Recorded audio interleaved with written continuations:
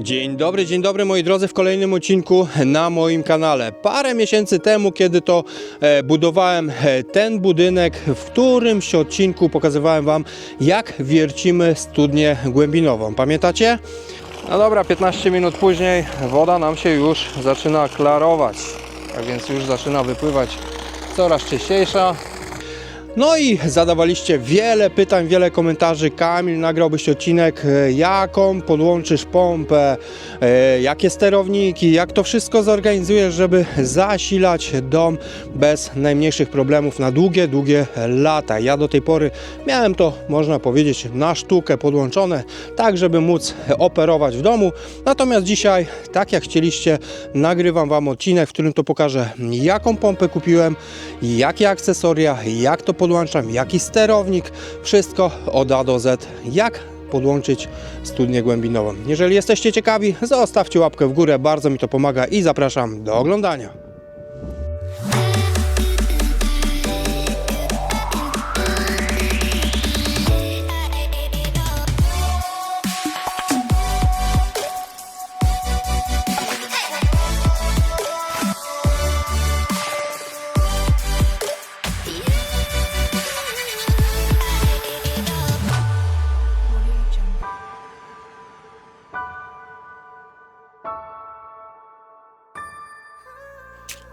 No dobrze moi drodzy, kiedy mamy wykopaną studnię, ekipa wiertnicza odjeżdża już z Waszej działki, pozostawia Wam taką rurę, czyli po prostu studnię i radź sobie człowieku sam. Ja może na początek opowiem osobom, które nie śledzą mojego projektu budowlanego, co ja tu w ogóle zrobiłem. Ta studnia została specjalnie zaprojektowana i przez architekta i z wspólnych ustaleń, zgodnie z przepisami od granic działki, że będzie znajdowała się w tym miejscu. Następnie ja miałem wybudować tutaj sobie budynek gospodarczy i ta studnia miała znajdować się wewnątrz tego budynku gospodarczego. Niestety życie, moi drodzy, weryfikuje, że nie zawsze starcza pieniędzy na budowę, a co dopiero mówiąc na zbudowanie budynku gospodarczego. Wobec czego podjąłem decyzję, że zalegalizuję pobyt tego kontenera i on tu zostanie przez najbliższych może 3-4 lata. Tak więc co? Studnia jest tutaj, kontener jest tam. Tegorocznie, tej zimy, żebym mógł normalnie w budynku korzystać z wody, zamontowałem zwykły hydrofor i uwierzcie mi, działa, ciągnie wodę, słuchajcie, z 25 metrów ustawiony na wprost, ale już tego nie nagrywałem, z tym, że wiązało się to z koniecznością zakrywania tego wszystkiego styropianem przed mrozem, a jak pamiętacie, zimę mieliśmy dosyć ostrawą, tak więc robienie szopki, za przeproszeniem, ze styropianu jest słabym pomysłem. Wiele osób pewnie wymyśli tu zaraz jakiś krąg, jakieś wpuszczanie innych rzeczy. Ja chcę po prostu w prosty sposób przepuścić to dołem i wpuścić do kontenera. W kontenerze w samym rogu nie będzie mi instrumenty moje od wody przeszkadzały, a w zimę będę mógł zawsze sobie je tam wewnątrz nakryć. Ja wiem, blacha jest zimna, ale zawsze w środku, to w środku, a nie na zewnątrz. Tak więc kto co sobie wymyśli na swoją studnię, niech sobie wymyśla. Mój zamysł jest taki, pokażę Wam, jak ja to realizuję. Tak więc mamy studnię, echo, dzień dobry. No i mamy oczywiście przewód, rurę do zasilania mojego budynku. Tak więc moi drodzy, zabieram się w pierwszej kolejności za odkopanie tego wszystkiego niżej, dlatego że chcę to zrobić centralnie pod ziemią i podkopać się pod kontener. Osoby nieposiadające koparki robią to ręcznie. Ja na szczęście takie urządzenie mam, więc zabieram się za robotę.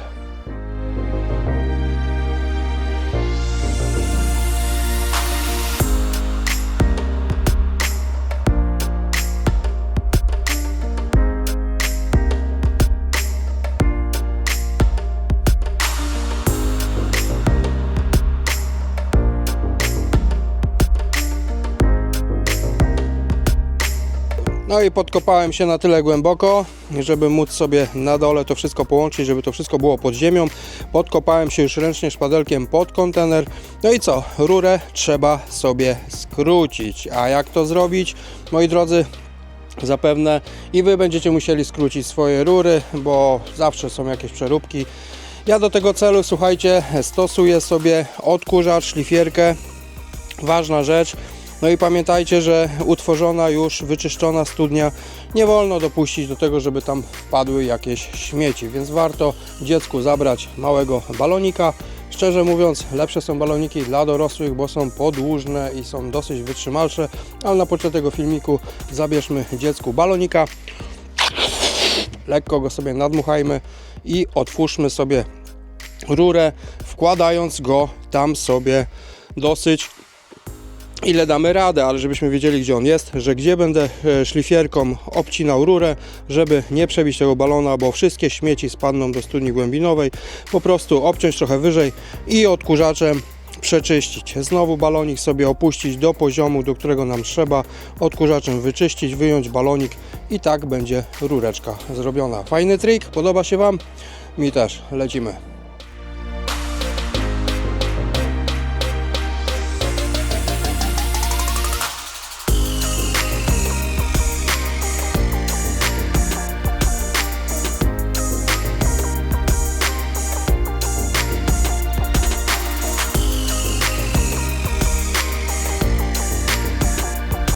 No dobra, moja studnia przycięta do poziomu, na którym mi zależało.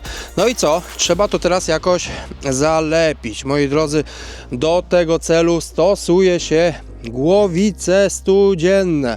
W zależności jaką macie studnię, jakiej średnicy, ale standardowo macie właśnie 110, bo uwierzcie mi, jeżeli nie macie wielohektarowych upraw i nie potrzebujecie tej wody nie wiadomo ile, to zazwyczaj wybierzecie 110 średnicę swojej studni. No i ja sobie kupiłem używaną. Trafiła mi się za 4 dyszki, chociaż one też nie są drogie. To są głowice studzienne. I teraz tak, jak widzicie, ona ma dwa takie korki. Jeden jest na przewód, a drugi koniecznie musi zostać pusty, bo to jest odpowietrzenie studni. Jeżeli byśmy ją mega uszczelnili, no to by się zrobiło pociśnienie w samej studni. Byłaby lipa, pompa by nie chciała za bardzo wysysać tej wody, nie? Dlatego słuchajcie, jednym koreczkiem, tym plastikowym, tą przelotką przepuszczamy sobie przewód do pompy, a drugi korek zostaje po prostu pusty, niczym go nie zalepiamy. No i co, zobaczcie, w środku jest też taki otwór, a jest właśnie otwór typowo na rurę 32 i przez ten właśnie otworek przepuszczamy sobie rurę od naszej studni. Natomiast mamy tutaj jeszcze dwa haki. Jeden hak służy po to, jakbyśmy chcieli całą głowicę na przykład tam wyciągnąć do jakiegoś celu, ale ten hak od dołu głowicy jest ważniejszy, bo do niego doczepiamy sobie sznurek, moi drodzy, sznurek. Nie daj Boże, jakby kiedyś ta pompa się zerwała, czy coś by tam wpadła. Wyobrażacie sobie, jakby poszła razem z rurą, no powiedzmy złączka by puściła na górze, to ten sznurek Was ratuje, bo za ten sznurek złapiecie, jeszcze to wyciągniecie, bo jakby tam, ja mam akurat 25 metrów studnie, ale są takie, co mają po 40-50, więc jak wpada tam pompa, to się robi straszna lipa. Tak więc, moi drodzy, ta głowica to jest taki must have każdej studni i ona wchodzi w ten sposób w środek naszej rury. W momencie, kiedy ja będę montował już pompę, rurę, wszystko, co za chwilę Wam pokażę, i skręcał te śruby, to te dwie blachy między sobą będą się ściskały poprzez skręcanie, a ściskając tą gumę będą rozprężały i ona się będzie zaklinowywała, rozprężając w środku tej rury, a jednocześnie ona będzie się rozprężać tutaj, zobaczcie, i będzie nam klinować samą rurę PE od pompy. Natomiast głowica głowicą, ale coś trzeba do tej studni wpuścić i coś musi tą wodę nam pompować, więc jaką ja wybrałem sobie, moi drodzy, pompę? Ano, wybrałem sobie głębinóweczkę firmy iPro, dlatego że jest to seria pomp o wzmocnionej konstrukcji. Wszystkie metale, wszystkie końcówki, wszystko to, co w pompie się znajduje, jest po prostu na maksymalnym poziomie. Tak więc tu są moje parametry. Pompa ma 70 litrów na minutę, jest 3,5 calowa, do 73 metrów pobiera sobie. No i przede wszystkim jest 0,8 kW. Dobór pompy najlepiej, żeby Wam podpowiedział studniarz, który Wam zrobi testy wydajności Waszej studni, ale powiem Wam szczerze, z mojego doświadczenia 70 litrów na minutę, słuchajcie kochani, to jest świat i ludzie. Jeżeli robicie jakieś narzuty, potężne uprawy macie, to po pierwsze nie robicie studni 110, bo robicie ją 120, a są jeszcze większe. Natomiast jeżeli chcecie do użytku domowego, jakiś trawnik czy coś, nawodnienia i tak dalej, słuchajcie, 70 litrów na minutę to jest świat, ludzie i pomarańcze. Naprawdę dobra pompa, koniecznie trzeba kupować z przewodem, żeby ona miała już wbudowany ze sobą przewód. No i nie muszę mówić, szukajcie jak najdłuższego. Tu z tego co pamiętam powinna mieć 25 metrów, 20, nie wiem, nie pamiętam, ale wiem, że jak ją kupowałem, słuchajcie, w internecie, to koniecznie z przewodem. No i iPro, mówię Wam szczerze, bardzo dobra firma, bardzo wzmocniona konstrukcja, po prostu wrzucacie i zapominacie na wiele, wiele lat. Cała seria iPro jest naprawdę taka jebutna. Dobra, otwieramy ją i wrzucamy, podłączamy do rury, które zaraz Wam pokażę, i wrzucamy do studni.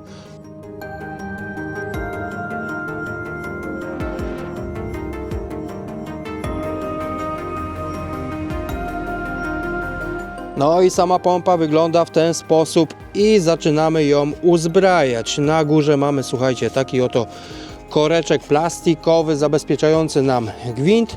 No i co? Tu mamy gwint półtora cala. Mamy 1,5 cala. No i zaczynamy to uzbrajać pierw w zawór zwrotny. Ja mam troszeczkę brudne te rzeczy, dlatego że to są używane z jakichś poprzednich moich prac hydraulicznych. Nowe rzeczy są drogie, więc jeżeli macie możliwość, to korzystamy z używanych. No i ja mam, słuchajcie, taki do tego zaworu nypel cal i ćwierć. On oczywiście tu mi nie będzie pasował, no bo jest używany, tak? Ale dokupiłem sobie redukcję cal i ćwierć na 1,5 cala. No i co? W pierwszej kolejności wkręcam sobie redukcję. Jeżeli ktoś by miał kupować, to może spróbować kupić od razu sobie nypel, słuchajcie, 1,5 cala na cal i ćwierć. Dlatego, że dobrze jest kupić cal i ćwierć sobie zawór, bo 1,5 calowy jest średnio o dobre 80 zł droższy. Tak więc słuchajcie, ja w ten sposób sobie tutaj to próbuję ułatwić, żeby nie zejść na jakości, a jednocześnie, no, żeby nie przeinwestowywać się za bardzo, bo nie ma sensu. Tak więc ja sobie daję redukcję, na to daję sobie nypel, na to pójdzie mi zawór. Oczywiście musimy patrzeć, żeby był prawidłową stroną, czyli zobaczcie, tu on ma taką sprężynkę, sprężynką do góry, bo jak zasysa nam wodę z pompy, to on się otwiera, no i leci. W momencie, kiedy wyłączymy pompę, woda chce wrócić do pompy, to się zamyka i jej nie pozwala. Tak więc sprężynką do góry, w ten oto sposób. O, nakręcisz się chociaż trochę dla moich widzów. No i co? I na końcu złączka do rury PE. Będzie to zrobione w taki sposób. Oczywiście nie muszę mówić, pakuły, pasta, lecimy.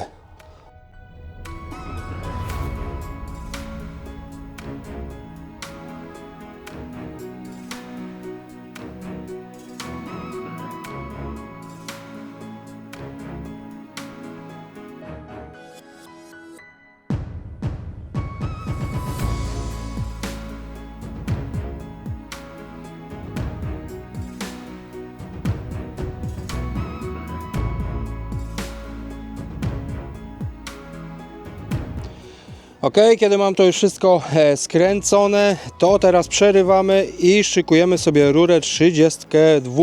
No i teraz, moi drodzy, ile tej rury?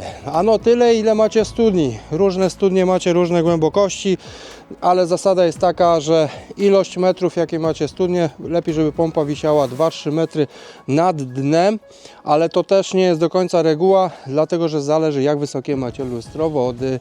Tak więc zasada mniej więcej, tak jak macie 30 metrów studnie, no to na jakieś 27-28 metrów, 27 lepiej, jeżeli macie lustro wody tam powiedzmy do 20, Natomiast w moim przypadku, tak jak mam 25 metrów głęboką studnię, ale lustro wody mam już na 17 metrach, ale mimo wszystko robię sobie 23 metry rury PE. Tak więc jak się domyślacie, skoro 23 metry, no to znaczy, że pompa będzie wisiała w powietrzu.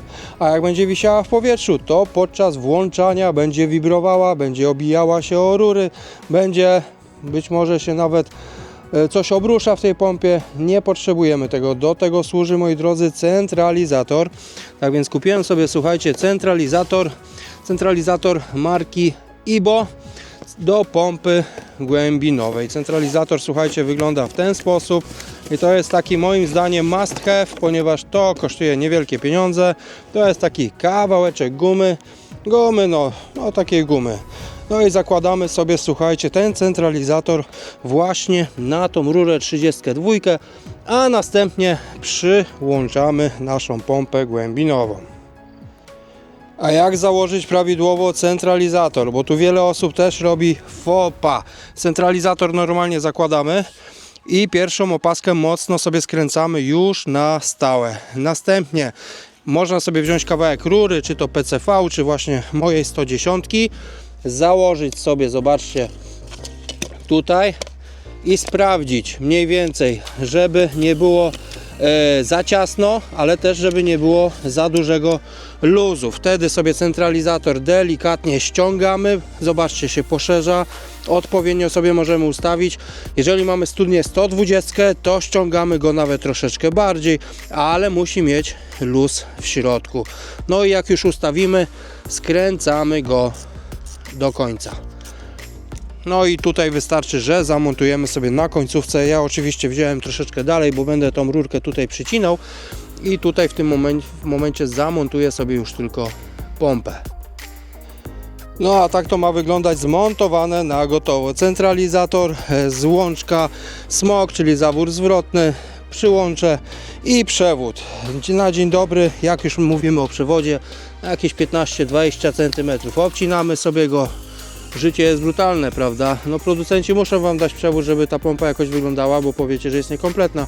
Ale prawda jest taka, że przez głowicę ten przewód Wam nie przejdzie. No i co? Idziemy na drugą stronę węża. Dlaczego na drugą stronę węża?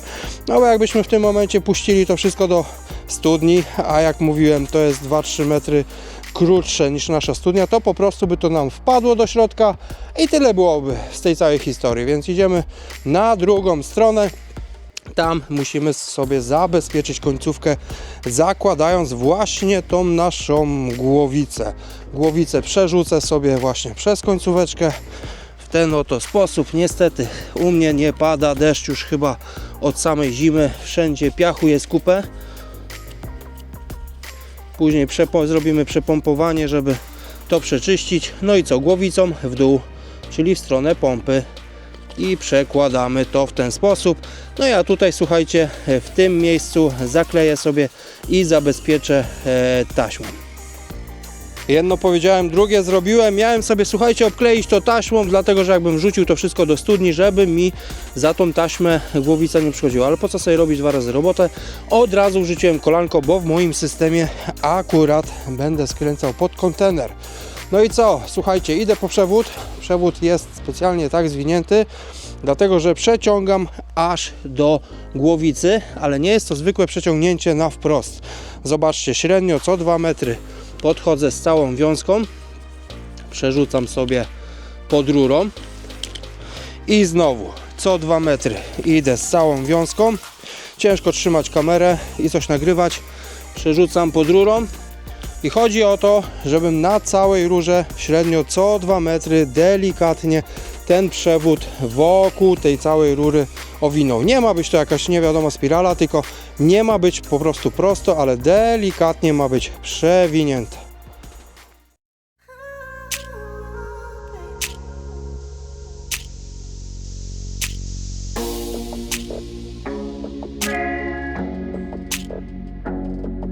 No i tak to powinno wyglądać. Moja spirala wokół rury i tak mi wyszła stosunkowo gęsta, ale niech już tak zostanie. Skoro już mamy to skończone, to końcówkę, tak jak mówiłem Wam na początku, kiedy Wam prezentowałem głowicę, przerzucamy sobie przez jeden z króćców. Ja sobie przerzucę przez który, obojętnie, może być nawet przez ten, ok?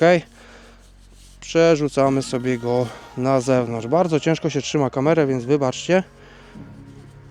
O, wygląda na to, że muszę sobie króciec odkręcić, przebić się ładnie, pięknie, ślicznie, założyć końcówkę.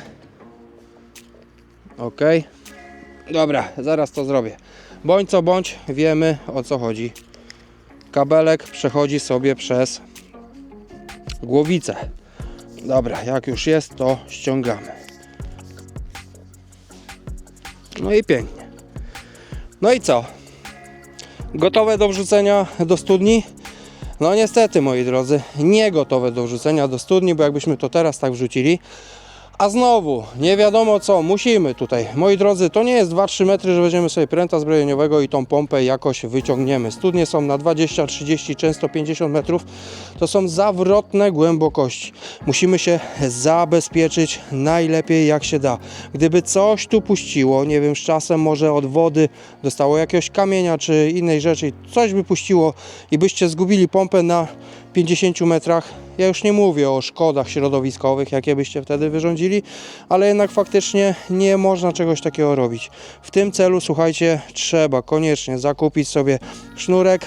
Taki oto sznureczek dostaniecie w każdym sklepie budowlanym. Czym grubszy, nie muszę mówić, tym lepszy, ale po co się kosztować, tak? Bierzemy taki sznureczek, mamy takie, zobaczcie, specjalne uchwyty przy pompie. Zawijamy go 2 razy, supełkujemy i puszczamy już bez owijania. Puszczamy na wprost aż do naszej głowicy.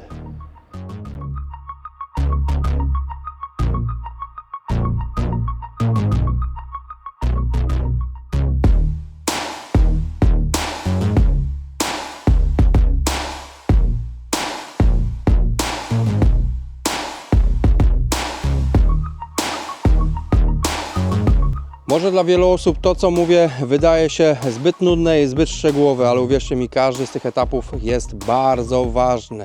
Jeżeli chcielibyście się odwdzięczyć, zostawcie łapkę w górę pod tym filmem, na pewno mi to pomoże. Moi drodzy, teraz bardzo ważny etap, jak najbardziej prostujemy sobie naszą rurę PE i ten cały sznurek, który idzie wzdłuż rury, układamy go w taki sposób, żeby złapać opaskami, zaraz przyniosę opaski, na przykład w tym miejscu, i nie może ten sznurek być na sztywno. Musi być troszeczkę luzu. Zobaczcie, na przykład coś takiego, trochę luzu, coś takiego i zabieram się za łapanie opaskami. Sznurek nie może być naprężony.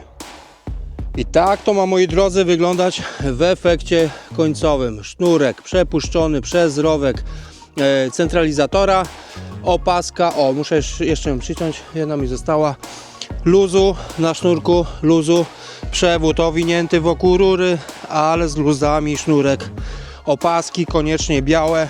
Kto obserwuje mój kanał, pamięta, jak nagrywałem filmik, kiedy to czarne opaski po pobycie przez pół roku w wodzie po prostu w rękach pękały. No i do głowicy na podwójnym sznurze przywiązane. No i to, co mi zostało, sobie tutaj obwiesiłem.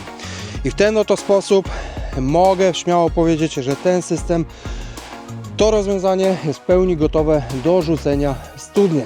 Wrzucamy.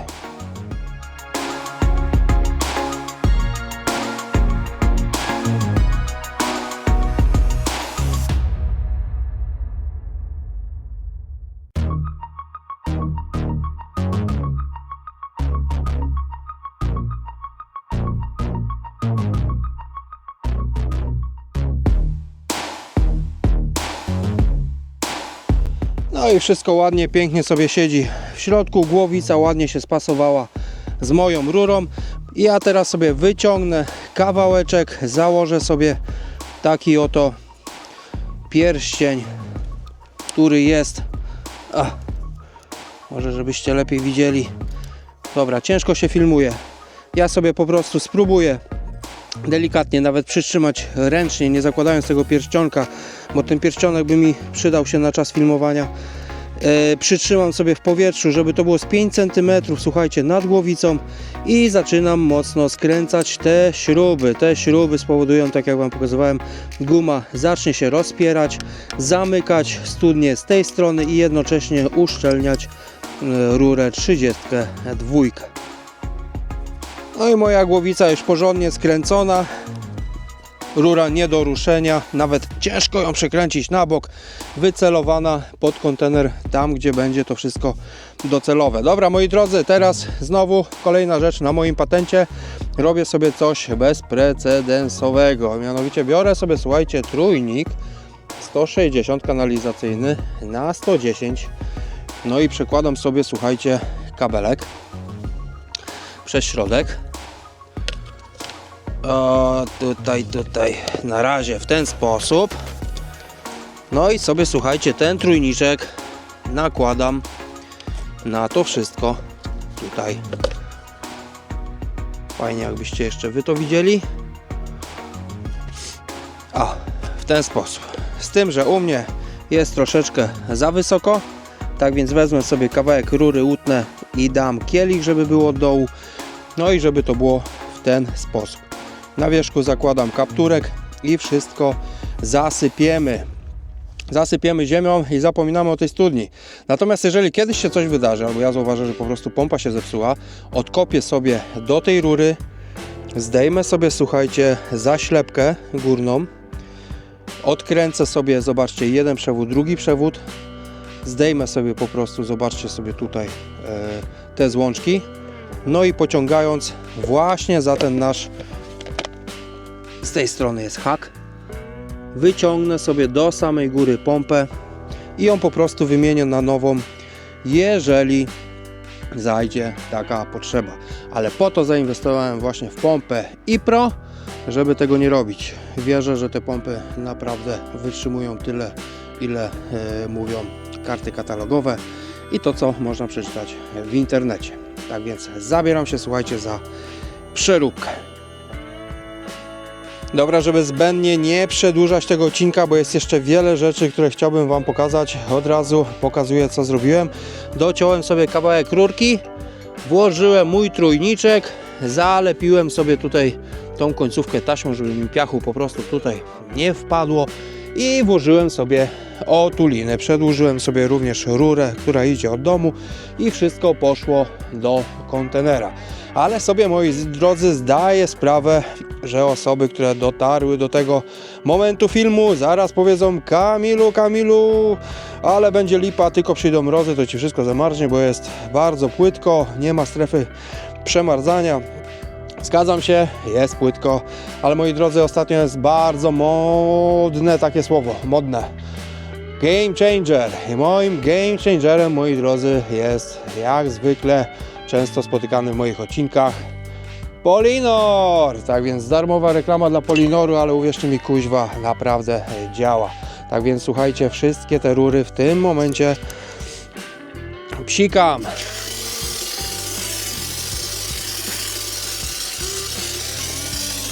No i zobaczcie, zajadę sobie tutaj Polinorem. On za chwilę mi tutaj obeschnie. Tak robiłem pompę ciepła, mieliśmy minus 26 stopni i nic się nie działo. Jeżeli by Polinor nie działał, to bym nie robił tego u siebie w domu. Naprawdę jest to świetny produkt, który szczerze z całego serca wszystkim polecam. Zwłaszcza do takich kanalizacyjnych rzeczy, które są na zewnątrz.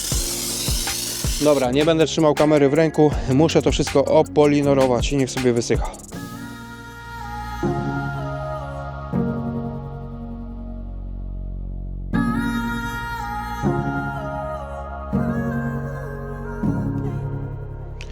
Ok, Polinor potrzebuje tylko 15 minut, żeby być już na tyle twardy, że można by go zasypywać.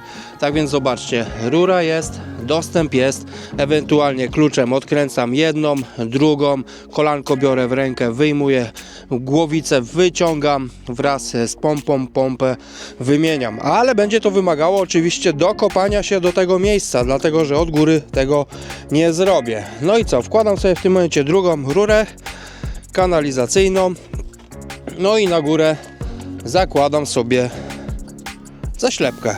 Jeżeli wyjmę tą uszczelkę stąd, tak, to zobaczcie, ten rowek pozwoli, że na tyle będzie to nieszczelne, że spokojnie mi wystarczy, żeby napowietrzyć ten otwór w głowicy pompy głębinowej. Możecie oczywiście powiedzieć: Kamilu, ale przecież są specjalne studzienki rewizyjne i tak dalej. Moi drodzy, tak, są specjalne, ale po pierwsze są drogie, a po drugie, nawet jeżeli bym specjalną studzienkę zrobił i bym musiał do poziomu gruntu ją wystawić, to w przypadku awarii i tak ze studzienki nie sięgnąłbym tam głęboko.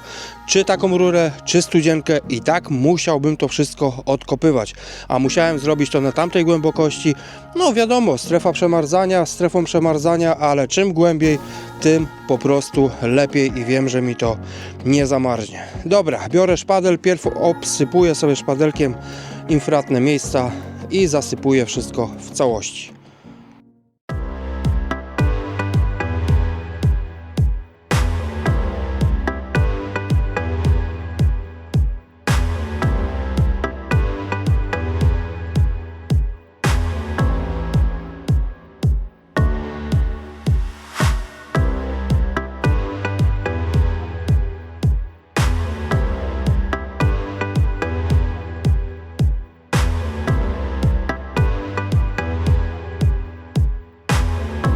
No i dobra, zrobiło się dosyć ciemnawo, ja sobie to zasypałem, ale ta ziemia i tak niedługo jeszcze troszeczkę osiądzie, więc ja sobie tam jeszcze się do tego dostanę, dokopię i jeszcze będę to tam przed zimą dodatkowo pod samym kontenerem jeszcze chciał ocieplić. Tu mam swoje wyjście i ono sobie w ten sposób tak zostanie bezdotykowe. Zobaczcie, jest, wszystko gra, wszystko, moi drodzy, gra. Idziemy do środka kontenera, zabieramy się za podłączanie reszty gratów. No dobra, słuchajcie, musiałem przerwać nagrywanie na 2 dni, bo znienacka przyjechały mi tuje, musiałem zająć się ich wsadzaniem. No i przydałaby się też woda do ich podlewania. Ładne tuje, mi też się bardzo podobają. Dobra, idziemy do kontenera, do środka. A w środku przewierciłem sobie podłogę w kontenerze i wystają rury. Co to za rury? Dobrze, już widzieliście. To jest ta od studni głębinowej, która idzie bezpośrednio od pompy. To jest ta przedłużona do budynku i dałem sobie jeszcze jedną 25 na ogród do podlewania warzywek. Ponieważ ja nie mam ani żadnego kranu na zewnątrz, a tym bardziej na ogrodzie, a na ogrodzie będę miał ich 10, więc jeżeli będziecie chcieli zobaczyć na przykład filmik, jak robię ogród i robię instalację, dajcie znać w komentarzach. No i co? Tutaj mam w tym oto małym peszelku, a dokładnie w rurze PERT przerzucone zasilanie z budynku przewodem 3x2,5. No i tu jest ten kabel, który obciąłem. Mówiłem, że będzie trzeba go obciąć? Mówiłem, bo i tak by nie przeszedł. Ten kabelek idzie mi w otu linię rury od pompy i dochodzi sobie do tego miejsca. No i dobra, moi drodzy, czym to teraz spiąć wszystko do kupy, żeby to wszystko działało? Słuchajcie, przy pompie hydroforowej mamy wyłącznik ciśnieniowy, który, jeżeli hydrofor nabierze sobie odpowiednie ciśnienie, wyłącza pompę. Jeżeli ciśnienie spada, ją załącza, no i powstaje takie, słuchajcie, szarpnięcia tej pompy. Ona bije maksymalnym możliwym swoim tempem, aby nabić ciśnienie w zbiorniku. Natomiast przy studniach głębinowych, moi drodzy, nie bawimy się w wyłączniki ciśnieniowe. Jest to najgłupsze, co może być. Szarpie tą pompą, może zepsuć tą pompę. No robią się cuda w instalacji, później przeciekają i tak dalej. Do studni głębinowej służą, moi drodzy, falowniki. I to nie byle jakie falowniki, bo kupić pierwszy lepszy falownik to nie sztuka. Ja Wam polecam bardzo dobry falownik. Już kiedyś go montowałem i dzisiaj również zamontuję go u siebie. Montowałem u znajomego, montuję u siebie. iPro model i VR11. Zobaczcie sobie falownik, tak wygląda. Tak, kosztuje lekko ponad 1000 zł, ale jeżeli nie chcesz mieć problemów, zainwestuj sobie w taki falowniczek. Jak działa falownik? To jest proste, moi drodzy. Falownik reguluje prądem, nie ciśnieniem, a prądem. Tak więc jeżeli odkręcimy, ustawimy sobie, ja Wam to za chwilę pokażę, ale ustawimy sobie, sorry, gorąco w kontenerze jest, ustawimy sobie ciśnienie, jakie chcemy mieć stałe w instalacji, czyli w moim przypadku w rurach, które idą na zewnątrz budynku, do kranów, na ogród, do domu. Ja będę chciał sobie ustawić wszędzie 3,5 bara. Zobaczymy, może to będą nawet tylko 3 bary. No i teraz tak, jeżeli żona w kuchni odkręci troszeczkę kranu na pół gwizdka i delikatnie będzie spadało to ciśnienie, no to falownik odpali pompę głębinową, która będzie delikatnie, moi drodzy, delikatnie kręciła się i dobijała ciśnienie do tego mojego ustawionego. Natomiast jeżeli ja w tym samym czasie odpalę na ogrodzie, będę chciał myć samochód, będę zraszać trawę i w pewnym momencie będę bum, tego ciśnienia będzie brakowało, to właśnie falownik jest po to, że on wrzuci na 50 Hz całą pompę, niech idzie pełną mocą i niech ładuje, słuchajcie, wyrównuje do ciśnienia zadanego. Czyli w efekcie mamy taką sytuację, że jeżeli tylko lekko kran w domu używacie, to pompa nie włącza się na maksa pełną swoją mocą, tylko ona zaczyna delikatnie sobie pracować, przez co pobiera mniej prądu. Tak więc słuchajcie, jeżeli nie potrzebujecie dużego ciśnienia od razu, tylko chcecie mieć stabilne w całej instalacji, a pobierać i bez skoków, bez rzutów wody w kranach, falownik, moi drodzy, falownik, nie dziadować, kupować falownik. Już Wam pokazuję, jak on wygląda i jak się go montuje.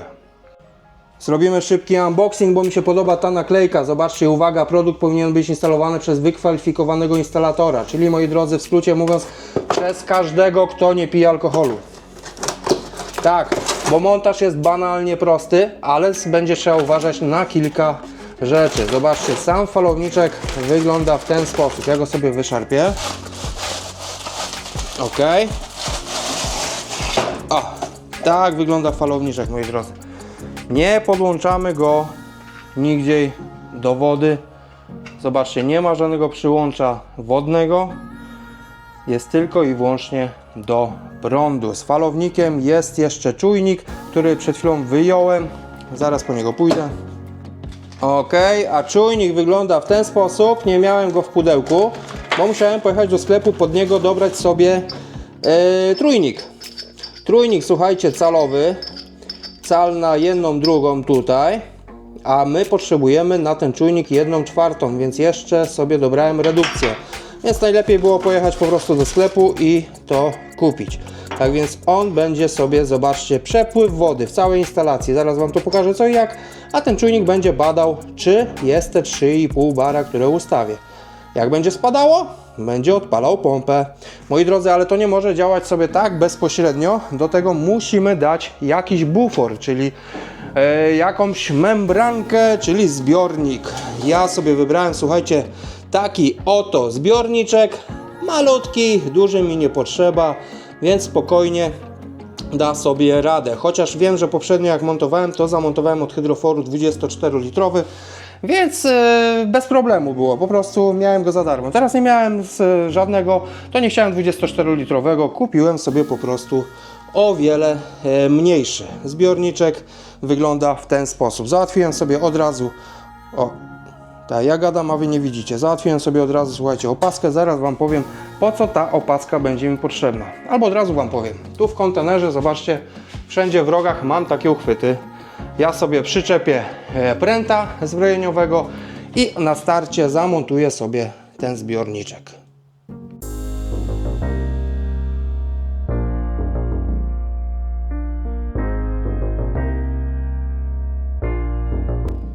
No i dobra, zobaczcie, na prostym patencie kawałek pręta zagiąłem sobie zbrojeniowego, zawiesiłem o ten hak, przerzuciłem przez moją opaskę. No i na górze po prostu przytrzymałem, młotkiem zagiąłem i w ten sposób pręt trzyma mi opaskę z moim naczyniem. Fajny patencik. Teraz tylko 7 i skręcam sobie to do kupy. No, tylko żeby miał jeszcze dobry klucz. No i dobra, kolejną czynnością będzie montaż samego falownika. Falownik sobie chciałem zawiesić na wysokości głowy, tak żeby mi nie przeszkadzał tutaj czy tutaj, nie wiem, zaraz coś wymyślę. Na pewno nie będę chciał bezpośrednio, a może i bezpośrednio, przewiercę przez kontener, dam dwie śrubki i go zawieszę w ten sposób. O, a nawet obok, nie? Spoko. A żeby to zrobić, wystarczy pod falownikiem, zobaczcie, są dwie takie śrubki. Ja już je specjalnie dla Was poluzowałem. Odkręcimy sobie te dwie śrubeczki i będziemy mogli sobie zdjąć tylną płytkę zabezpieczającą, która jednocześnie stanowi nam właśnie taką podstawę do zawieszenia.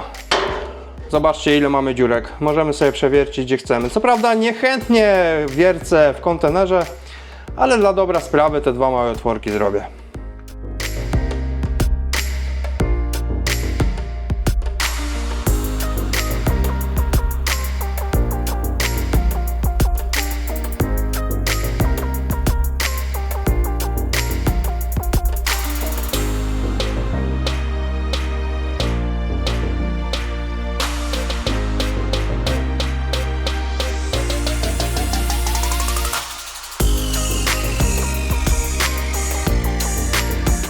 No i sterownik zamontowany. Jak widzieliście, dałem sobie na płytkę trochę silikonu, żeby pod te wkręty w razie jakby kiedyś nawet puściły, to żeby to się bardzo dobrze trzymało. No i dobra, teraz słuchajcie, dobra rada wujka Kamila, jeżeli też jesteście tacy szaleni i montujecie takie rzeczy właśnie w kontenerze bądź w garażu blaszanym, no to pamiętajcie o jednej rzeczy, nie montujcie na ścianie, która jest gorąca. Ja tu mam na przykład południową, tu mam zachodnią ścianę, no i jest różnica, no ściana południowa jest ciepła, a zachodnia, aż po południu już tak się nie nagrzewa, jest cały czas zimna.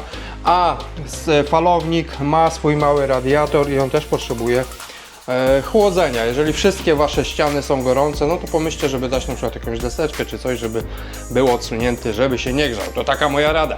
Słuchajcie, teraz tak. W falowniku z prawej, z lewej strony są śrubki i na dole. Te śrubki ja już byłem cwany, odkręciłem sobie zanim falownik zawiesiłem na ścianę. No i zdejmujemy sobie taką pokrywkę i dostajemy się do zacisków. Ogólnie czytajcie instrukcję obsługi, jak to sobie montować i tak dalej. Ja Wam tylko podpowiem, bo też szukałem kiedyś, dzisiaj już wiem. Dlatego, że te falowniki występują też jako trójfazowe. Ja mam jednofazowe, więc złącze R po prostu jest wywalone. Tak więc tutaj dajemy sobie, słuchajcie, linię neutralną i uziemienie na ten zacisk. Natomiast tutaj dajemy linię neutralną i uziemienie znowu na ten zacisk W. Pozostaje puste. Ja oczywiście miałem peszka, zbrakło mi przewodu, będę musiał sobie do pompy trochę przerobić. No i tutaj też sobie przerobię, bo z tego kabelka specjalnie dałem 3x2,5, bo chciałbym zasilić sobie ten kontener, tutaj mieć prąd, więc ja sobie wypuszczę oddzielne przewody z samego sterownika, z samego falownika, żeby móc je po prostu sobie później złączyć. A tak to wygląda gotowe, podłączone. Tak jak mówiłem, zasilanie z tej strony, pompa z tej strony. Od razu przez te haki przerzuciłem sobie przewody. Mam na dole wtyczkę, gniazdko Bailando. Dobra, zabieramy się za skręcanie tego do kupy. W pierwszej kolejności do mojego naczynia przykręcę sobie złączkę PE na rurę 32. Tu mamy 3/4 gwinta, czyli standardowo biorę sobie pastę, pakuły i nakręcam pierwszą złączkę. No i złączka już wylądowała na swoim miejscu, co pozwala mi dalej rozprowadzać moją instalację. Tak więc dodałem kawałek rurki. No i teraz montuję sobie trójniczek. Trójnik w ten sposób. Tak więc w ten sposób zamontuję trójnik, a tutaj od dołu przyłączam już rurę od pompy. Od pompy z tej strony mamy takie kolaneczko z gwintem, ale zaraz do niego przejdziemy.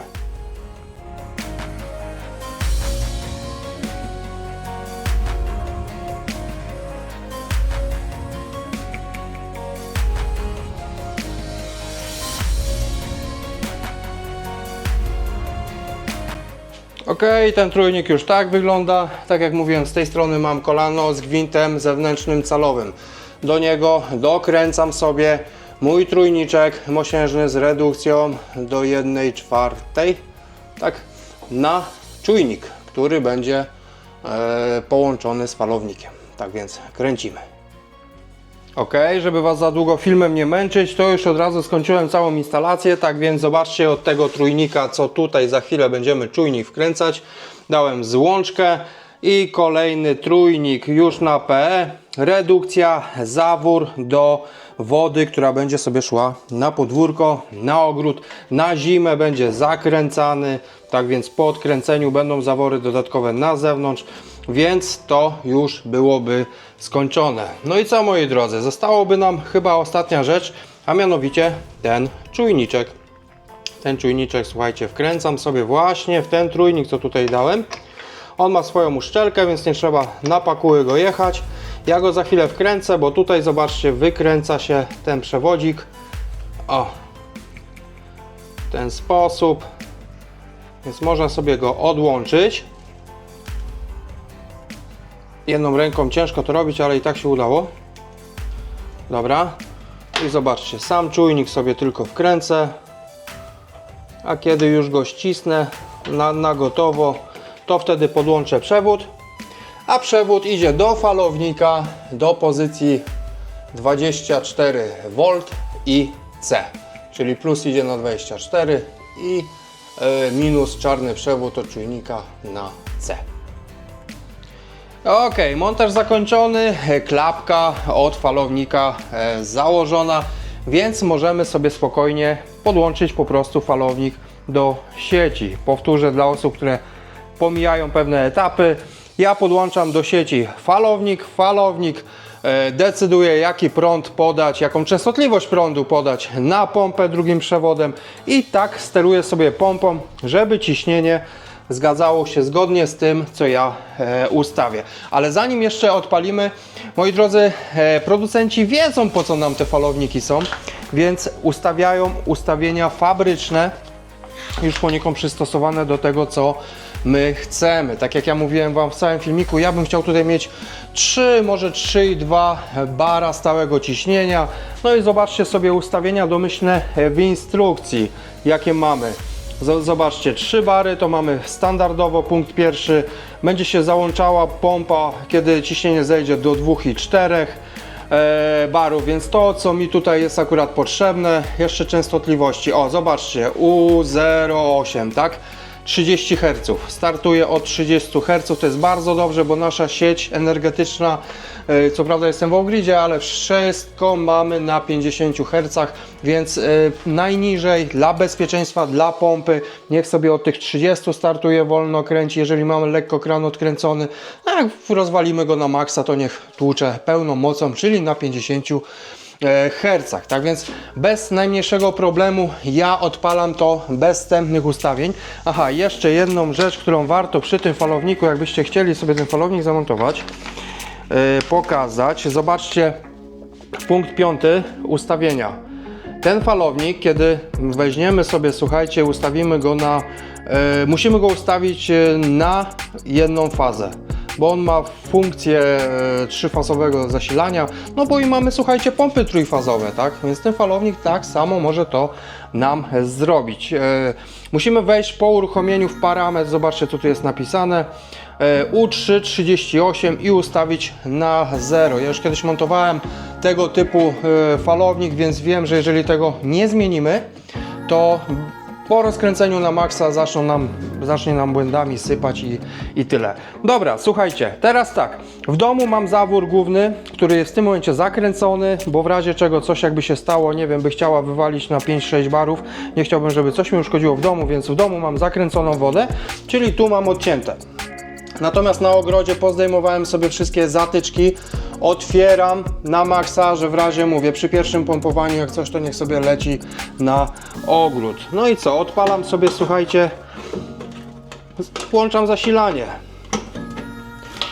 Pięknie. No i sterownik nam się, falownik nam się uruchamia. O, no i w standardzie mamy, zobaczcie, te nasze 3 bary. No i co? Puścił sobie na 0,6, teraz mamy 0,7, bo jest na maksa, zobaczcie, odkręcony zawór. Więc ja teraz zawór delikatnie poprzykręcam. Zakręciłem. No i mamy ten błąd, zobaczcie, U23. I teraz zobaczcie, musimy sobie przytrzymać menu. Wchodzimy U3 i tu było 38. U3 38. Wchodzimy i widzicie, mamy jedynkę. Musimy zmienić na 0. Bo bez tego właśnie takie rzeczy będą nam się działy. Musimy zmienić po prostu ten falownik na jednofazowe zasilanie, bo tak to on jeszcze szuka sobie tych dwóch pozostałych faz. No i dobił w tym momencie do 3 barów. Popatrzmy, czy nigdzie mi to nie cieknie. Wygląda na to, że jest wszystko w porządeczku. Wentylatorek sobie chodzi, on sobie przez chwilę chodzi, bo utrzymuje sobie ciśnienie, ale on za chwilę się wyłączy, więc on się tak wyłącza, on nie pracuje tak non stop. No i spróbujemy delikatnie spuścić coś wody. No i on teraz trzyma sobie, o 2,8, no to odkręcę mu na maksa, tak? No i zobaczcie, jak ucieka 2 i 0,8, widzicie? No bo leci pełną mocą z pompy, więc tutaj te ciśnienie troszeczkę uciekło, ale jeden bar trzyma. W momencie, kiedy przykręcę, zobaczcie, od razu sobie to reguluje.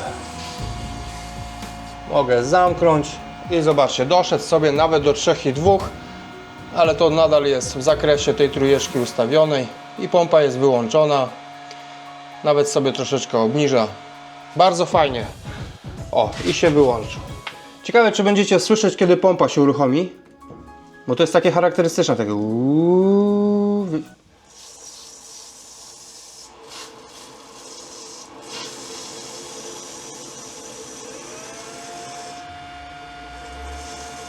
nie wiem, czy słyszycie takie chciałem wam specjalnie to pokazać, nie?